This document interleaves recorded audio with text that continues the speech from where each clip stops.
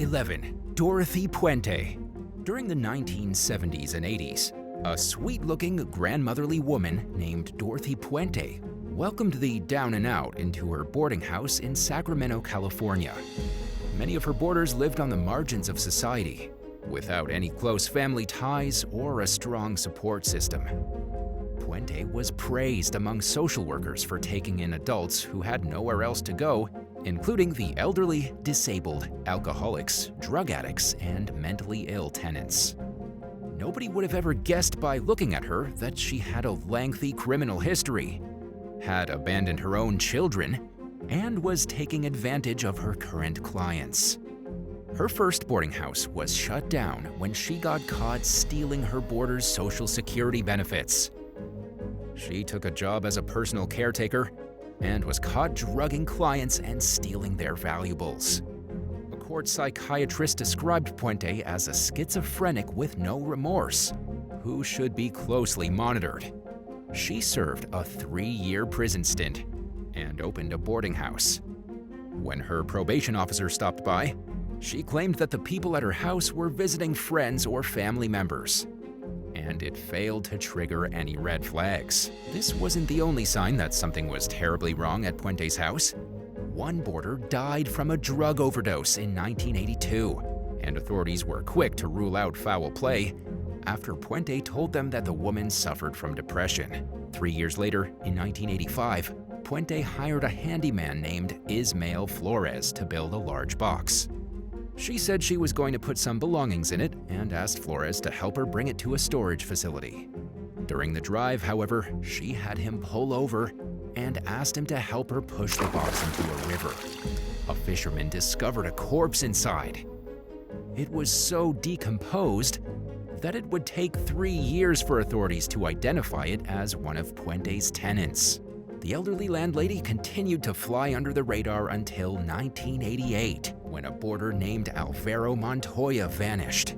He was 59 years old and had been chronically homeless for years when he moved into Puente's boarding house. A counselor Montoya had worked with noticed his absence and raised the alarm. Police visited Puente, who claimed Montoya was on vacation. A tenant backed up her story, but discreetly informed the officers that Puente was making him lie for her. After finding nothing during a search of the house, authorities obtained a warrant to dig up Puente's backyard. They dug up 7 bodies. Meanwhile, Puente went on the run. She was picked up in Los Angeles 5 days later and charged with 9 counts of murder. During her trial, the court heard about how she poisoned and strangled her victims, then continued to receive their Social Security benefits. The jury convicted her of 3 of the murders. It's commonly believed that she was also responsible for the other 6, but the jury decided that the evidence didn't meet the burden of proof. Puente was sentenced to life in prison without parole. Puente died behind bars in 2011 at the age of 82. 10. Virginia B. Davis. By the time 51-year-old John Wimbrough died in 1997, he was mostly a bedridden alcoholic. But his declining health isn't what ended his life. Someone beat him to death at the Eastern Virginia home he shared with Virginia B. Davis, an 87-year-old great-grandmother who was well known in her rural town for being impressively active for her age. An autopsy revealed that Wimbrough had been bludgeoned in the head at least 4 times, which caused his brain to swell and his heart to stop. He had 2 black eyes, 9 or more broken ribs, and dozens of bruises. It wasn't until a year after his death that authorities charged Davis with murder. And while it was hard to believe that a woman who scarcely weighed 100 pounds, 45.4 kilograms, could kill a much larger and younger man, prosecutors alleged that it was certainly possible considering Wimbrough's deteriorating health. Wimbrough and Davis lived together for about 20 years leading up to the crime. On the day of Wimbrough's death, Davis had called family members and told them that he was seriously ill from alcohol withdrawal. Authorities suspected Davis's son-in-law, J. Grady Britt, was somehow involved in the killing, but was never able to prove it. There was also speculation that someone had purposely rearranged the liquor bottles in Wimbro's room to bring attention to the fact that he was a heavy drinker, and perhaps in an attempt to mislead law enforcement. Davis initially maintained her innocence in court, arguing that Wimbro's injuries were caused by recent falls. She eventually took a plea deal and admitted to voluntary manslaughter in exchange for a 10-year suspended prison sentence, making her the oldest Virginian on record to be convicted of the charge. The judge sentenced her to 90 days of house arrest with an electronic ankle monitor and ordered her to pay an undisclosed amount of money in court costs. While the law applies equally to everyone, or is at least supposed to, it seemed like the prosecution was okay with sparing Davis from prison time. As part of the plea deal, she acknowledged that there was likely enough evidence to convict her, but did not admit to murder. Commonwealth attorney Richard C. Grizzard told the Washington Post that the justice system had served its purpose of answering the question of whether Davis had killed Wimbro, adding that there was no place for a woman her age in the state's prison system. Her attorney, Richard G. Bridges, made it clear that his client still maintained her innocence. She would have risked a trial that could have ended with a mandatory 20-year sentence. As Bridges pointed out, even a 5-year prison sentence would have most likely meant that Davis would spend the rest of her life in prison. The circumstances surrounding the altercation that led to Wimbro's death remain unclear to this day. 9. Patricia Ebel. A bikini-clad grandma named Patricia Ebel was driving her BMW around in Naples, Florida with her grandson in the car in 2015, when she rear-ended a Ford Mustang. As Collier County Sheriff's deputies administered a sobriety test to the barely clothed woman, she reeked of booze, according to an arrest report, and she allegedly bombed the sobriety taste. Authorities accused Ebel of having a blood alcohol content more than twice the legal limit and charged her with driving under the influence. She was sentenced to probation and banned from drinking alcohol for a year. But she was busted for drinking while she was still on probation when her blood alcohol level tested at more than twice the legal limit. In 2017, after sorting out her legal issues, Ebel opened up to Inside Edition about her scandalous run-ins with the law. She said that several people offered to buy the bikini she was wearing when she got her DUI, but that she held on to the two-piece. Patricia also admitted that she still drives around in a bikini, but that she wears a cover-up now, which perhaps isn't as crazy as it sounds, considering she lives in Florida. 8. Eva Bratcher. When 38-year-old Sabrina Watson got a bad feeling about the well-being of her grandmother, Regina Michalski, in early 2023, she called the Chicago police and requested a welfare check. For years, she had been unable to reach Michalski. Her own mother, 69-year-old Eva Bratcher, lived with Michalski, but had blocked Watson's phone number. Watson also couldn't find any obituaries for Michalski, who was in her 90s, and nobody answered the door whenever she tried visiting. She had long been wary of her mother, who she believed would do anything for money. Back in 2010, Bratcher had been sentenced to 4 years in prison for stealing Watson's identity and applying for government benefits under her name. It was just one of multiple forgery crimes that had landed Bratcher in and out of prison over the years. Watson told ABC 7 Chicago that before her mother went to prison, she instructed her to bury Michalski under someone else's name if she passed away before Bratcher's release. When Watson asked why, Bratcher allegedly called her an idiot and said that she wouldn't be able to continue collecting Michalski's checks if her death was on record. While Bratcher was locked up, Watson campaigned against her mother's release and warned people on social media to steer clear of her.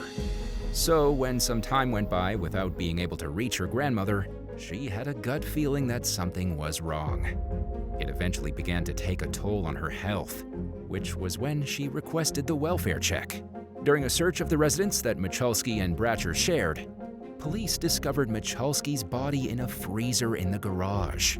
They also found a receipt showing that the fridge was purchased 2 years earlier, an ID with Michalski's name and Bratcher's photo on it, and a notation on a calendar suggesting that Michalski had died 2 years earlier. Neighbors told law enforcement that they hadn't seen Michalski in years. Bratcher told some of the people in her multi-unit building that her mother was in a home in Wisconsin, and she spoke about Michalski as if she were still alive. Authorities charged Bratcher with concealing her mother's death and for having a fake ID. According to the most recent updates, the case was still under investigation. Investigators have speculated that Bratcher may have kept her mother's death hidden in order to continue collecting her Social Security checks and other benefits. Watson told ABC7 that she believes without question that her mother's motive was financial. Bratcher was held on $20,000 bond, and the case is ongoing. 7. Celestia Barker III. Police in Hollidaysburg, Pennsylvania, received an unusual call one day in 2022 when a woman identifying herself as 74-year-old Celestia Barker III asked them to drop felony charges against her grandson. She allegedly told the person she spoke with on the phone that her grandson was caught with a pipe and a small amount of marijuana, and asked him if he had it in his heart to make the case go away. The officer said no, at which point Barker reportedly told him that she practiced witch activity and that he would be in jeopardy. When the officer told her that making threats against law enforcement is a crime, she said she was just making statements. The cop hung up, but Barker repeatedly called back. According to court documents, which claimed that during one conversation, she said she practiced white witchery and warned the police to look over their shoulder. State police contacted her about the multiple phone calls and the threats she was accused of making, and she responded by stating that she was just giving the police an ultimatum, the way that they had given one to her grandson. Needless to say, this is not the approach to take when it comes to helping out a loved one who's in legal trouble. Barker was charged with one felony count of threatening unlawful harm to influence the judicial process, and misdemeanor counts of misusing 911, harassment, and disorderly conduct. 6. Joyce Cohen. Joyce Cohen was perfectly capable of working, but in 1994, she applied for Social Security disability benefits for depression and addiction-related health issues. She was approved, and she went on to collect her monthly check for 23 years before the federal government discovered that she was working full-time as a nurse under the stolen identity of her husband's first wife. To make matters even more bizarre, the feds found no record of Cohen's husband ever having divorced wife number 1. They also uncovered an application Cohen had submitted in 1991 requesting to change her name to the name of the first wife, as well as an application to change the first wife's legal birth date to Cohen's birth date. In addition to bilking Social Security for decades, Cohen received housing subsidies and other benefits, amounting to a total of $300,000 in stolen funds. She was 60 years old when authorities came to arrest her at her Brooklyn home in 2017. After allegedly trying to escape out a window, she was taken into custody on charges of Social Security, passport, and housing voucher fraud. During her arraignment, Cohen's public defender described her as deeply vulnerable and prone to panic attacks after suffering for years in an abusive relationship. Darrow noted that his client had divorced her husband under Jewish law the year before her arrest, and he pointed toward her alleged trauma as the reason she might freak out in response to federal agents showing up at her door. Cohen pleaded guilty to stealing $160,000 from Social Security and was ordered to repay it, along with $117,000 to the New York City Housing Authority. 5. Vera Buniak. After receiving a report of a home burglary in progress and a description and license plate number of the suspect's car one day in 2015, police in Rockaway Township, New Jersey, pulled the vehicle over. they were surprised to see 78-year-old Vera Buniak behind the wheel with her 18-year-old grandson Timothy, and his friend, 24-year-old Melanie Coviello, in the passenger seats. Inside the car, officers found $4,000 worth of stolen electrical equipment, including a Nintendo Wii, video games, and other items. They also found heroin and a hypodermic needle.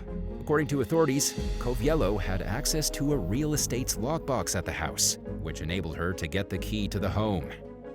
Police Lieutenant Peter Riley offered few details about the situation when questioned by the New York Daily News. He said he didn't know if Buniak was aware that she drove the getaway car in a robbery, but that he wasn't going to say anything else because he didn't want to jeopardize the case. Buniak was charged with possession of stolen property and released on her own recognizance. Melanie Coviello and Timothy Buniak were charged with burglary, theft, possession of stolen property, and Timothy was hit with an additional drug charge for the heroin and needle. 4. Candace Kelly.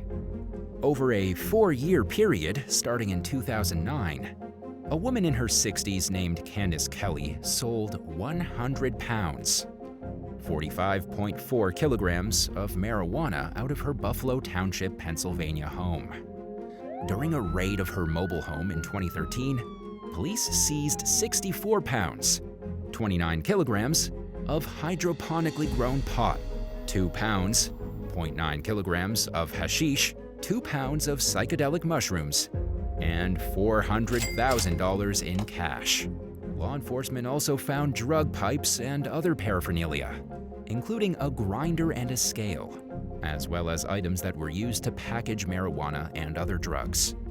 In court, Kelly claimed that she used the proceeds from her drug business to support her 4 grandkids, whom she was raising at the time. She bought marijuana for $3,300 per pound, 0.45 kilograms, and sold it at a profit of $100 per pound. Kelly pleaded guilty to drug sales, possession, and conspiracy. She was ordered to forfeit $393,000 and was sentenced to 15 to 30 months in prison. Her lawyer had urged the judge to spare her from any time behind bars, but the amount of time she received wasn't overly harsh, considering the fact that she was facing up to 10 years behind bars. 3. Ursula Haverback.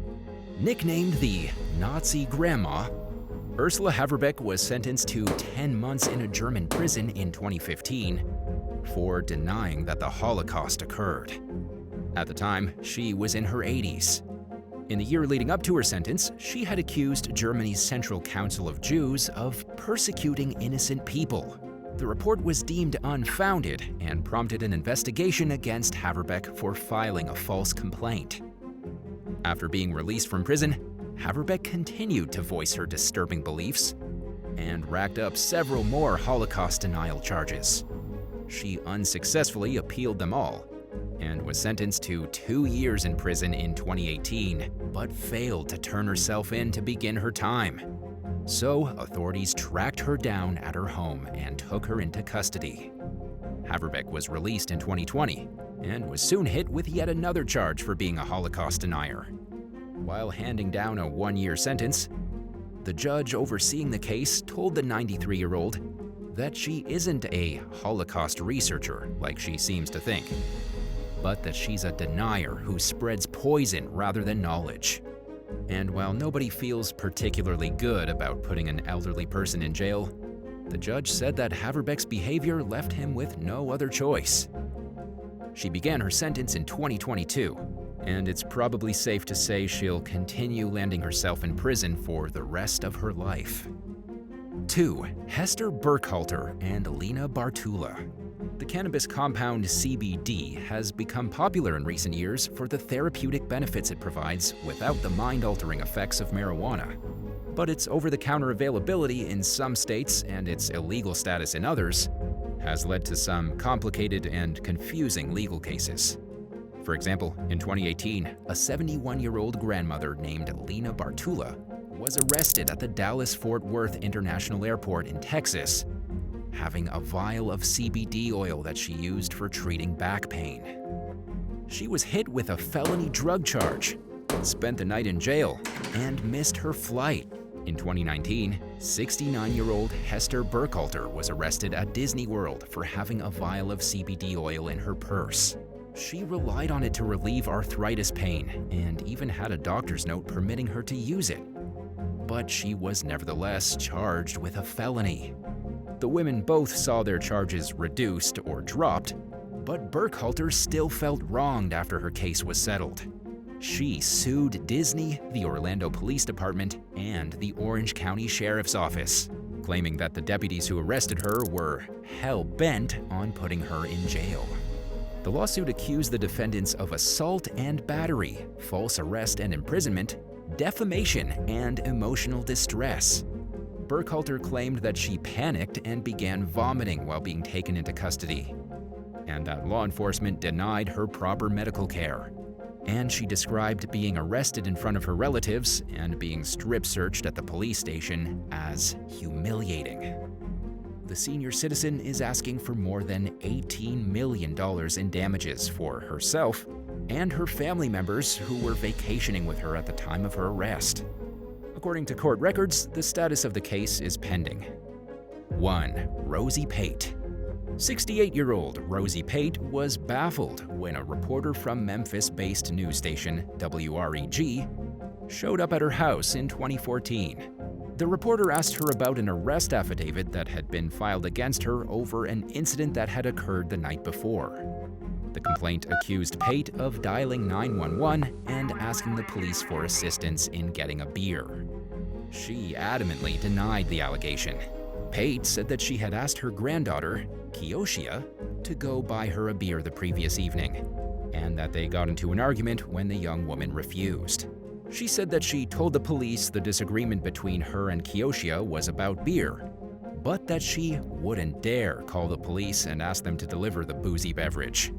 Unfortunately, what Pate described as a misunderstanding resulted in her facing a charge for misusing 911, as well as 1 count of domestic violence for the argument with Kioshia. The outcome of the case is unclear. Thanks for watching. Would you rather live next door to an elderly kleptomaniac who's constantly eyeballing your place and will take anything and everything that isn't locked up or nailed down? Or would you prefer to have an elderly neighbor who wants to have a 3-hour conversation every time you step outside? Let us know in the comments below, and remember to subscribe. See you soon. Bye.